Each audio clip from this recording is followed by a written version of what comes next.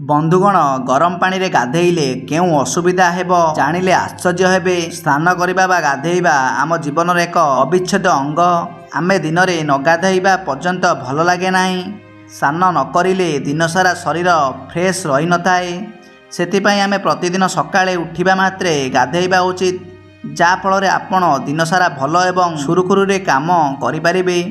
ग्रीष्म ऋतु समस्ते ठंडा पानी रे स्नान करती, किंतु शीत दिने बहुत लोक अछंती जे माने गरम पानी रे स्नान करती। किंतु आपण जानती कि गरम पानी रे गाधेइबा आम पई भल फल दिए नाही।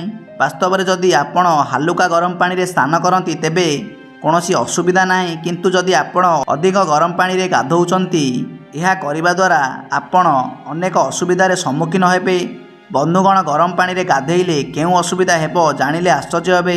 जदि आपण गाधेइबा पई गरम पानी व्यवहार करती एवं जदि पानी अत्याधिक गरम हुए तेबे चर्म संबंधी समस्यार आशंका थाए, कारण अत्याधिक गरम पानी आम चर्म को जाली देई थाए एवं यह आम चर्म को मध्य कला करिथाए। सेतिपई स्नान करिबा समय रे आमे ध्यान रे रखिबा उचित जे आमे अधिक गरम पानी व्यवहार करूनाहु।